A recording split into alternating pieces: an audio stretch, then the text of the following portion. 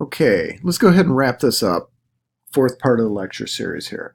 So what we're looking at are what are the management principles when we're talking about preservation. So big thing is, again, thinking about habitat protection. That's a major concern because so many species have habitat issues as their number one reason for extinction or being threatened, endangered, etc. So, all right, so there's some key principles here. Definitely make sure you guys get these down, tag it, highlight it, star it, print it, whatever. You're going to need this for the project you're going to work on, the restoration project. So some key management principles.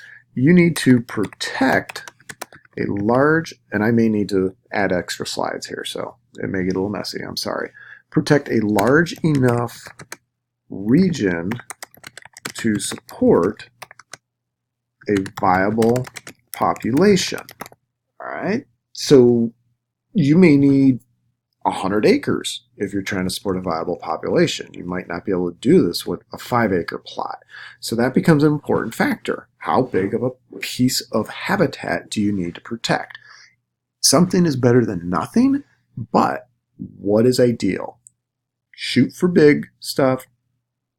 You might have to settle for less, but that has to be factored into the conservation plan and the protection plan. That this species needs this size of a territory. All right, so next one. Manage at a regional scale so that it can withstand natural disturbances, fire, flood, I'm just going to go etc. You guys can think of natural disturbances. Okay. All right. I'm going to pop out the pictures. The pictures are there because if you see these signs, those people, wherever these signs are involved in some kind of habitat protection. So I encourage you, stop and take 20 seconds and read the sign. What is this area protecting? Is this habitat protection for how many different species? And you'll be surprised. It's really great. You walk around town, you go to different communities, you're driving down the road. How many of these little signs you start seeing all over the place? If you guys do this on your own property, you'll get the signs. You'll put up the signs saying this is a protected area. No hunting, no fishing, no whatever. We're protecting habitat for the benefit of wildlife. So again, I encourage you, start looking for these things. And you see them, take some pictures. Let everybody else know, hey, did you know so-and-so, this area down here has got protected habitat in this area as well? So, okay, I'm going to take these out so we have room for the principles. All right, so we need to manage at a regional scale, or basically a large enough scale so that natural disturbances don't wipe out the population. There are going to be fires and floods and droughts and all sorts of natural disturbances. Your habitat needs to be able to withstand that. It's not necessarily going to withstand a human disturbance like, oh, develop it, take the bulldozer through, but it should be able to withstand the natural disturbances. All right, another big factor. Plan over the long term. This is not a one and done. This isn't a, oh, this will be good for the next year. You need to think long term. You need to think 20, 30, 40 years. Some species, it may take 20, 30, 40 years for it to reproduce. Long term is going to be important because you have to get public support that will continue to stay supportive of what you're trying to do, so that the funding stays there. If you're drawing on federal funds or state funds, that's tax revenue. If public support disappears, you can't keep running your project over the long term. So think big picture, not 1 or 2 seasons, but this is a career. I'm going to do this for the next 30 years and then hopefully hand it off to somebody else who's going to continue to take this project and keep going forward with it. We do have to allow for human use.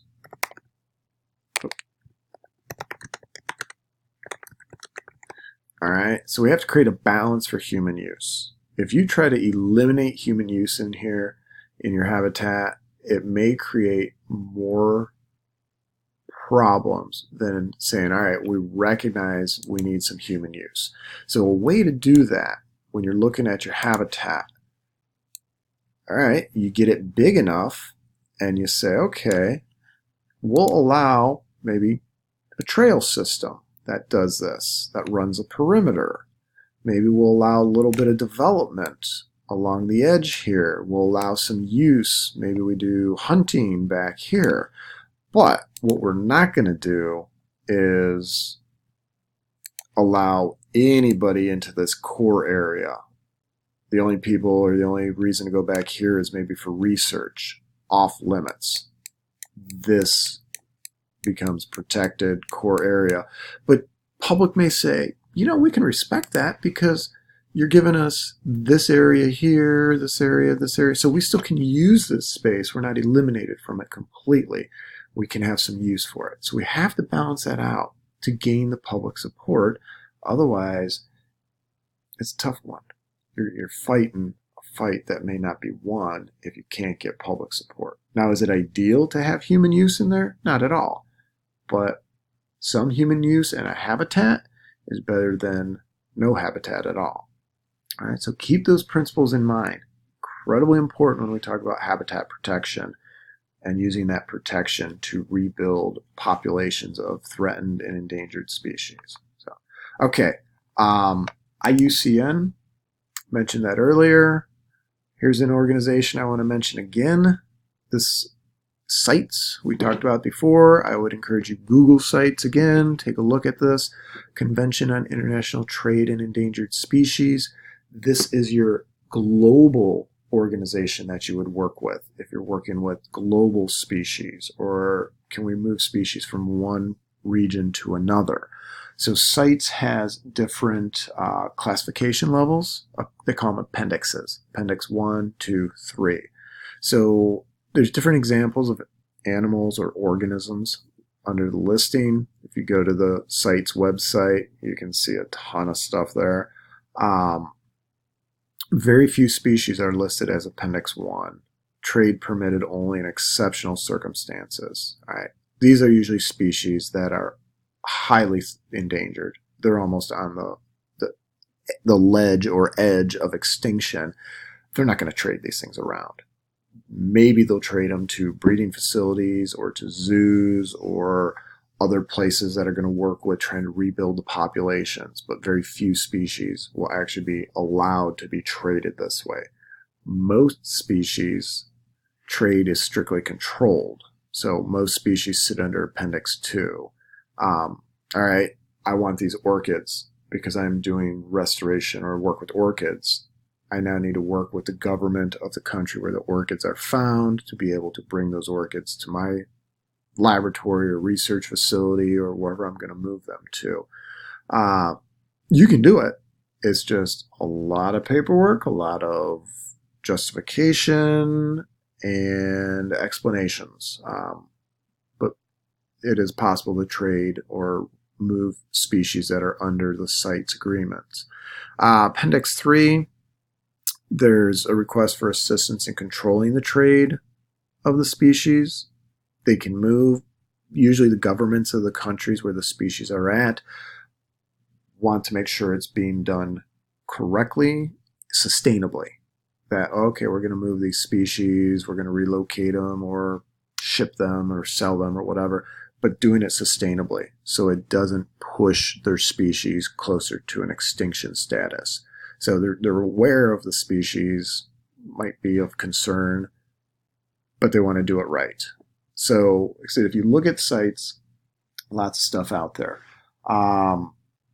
There's lots and lots of examples, and I encourage you guys look into some of these, the ones that you're interested in, come up with some good examples.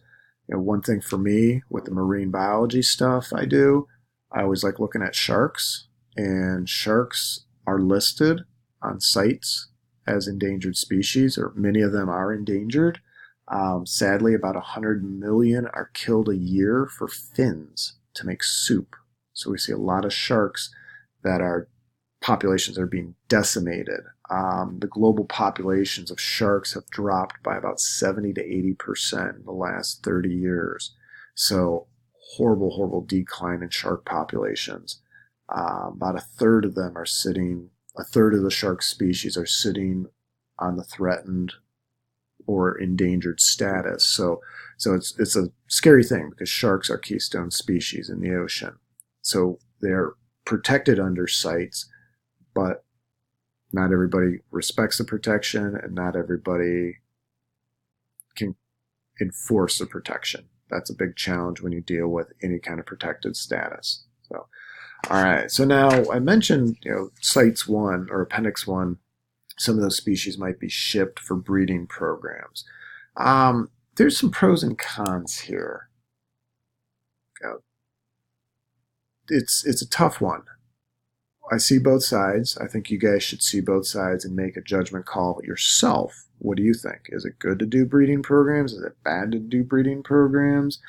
We got a lot of issues to tackle with this. We talk about pros.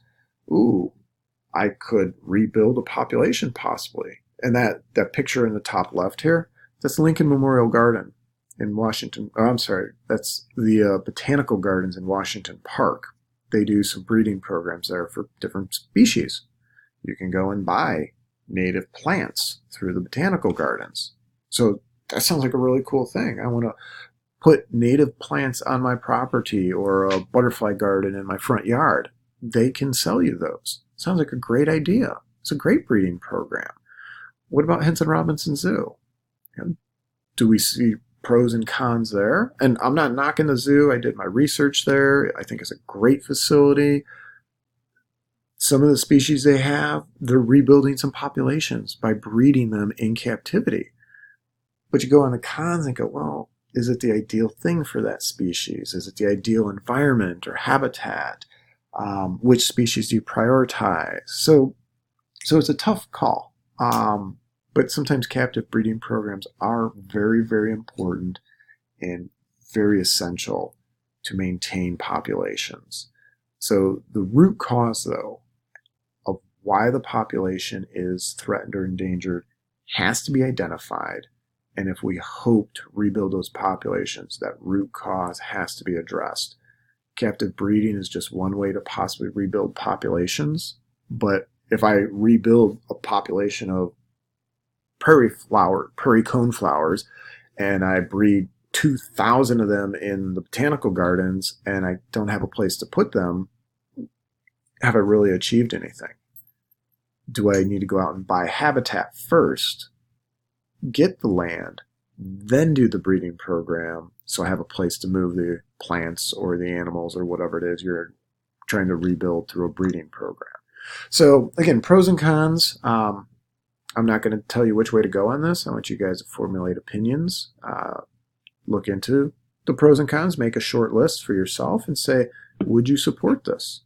Do you think it's viable to have captive breeding programs for endangered species or threatened species? Should that be why we can take a species that's listed under Appendix 1 and relocate it to a captive breeding program? All right, so again, come up with some opinions. Back up your opinion. That's the most important thing. Take a position, back it up with facts and information and examples.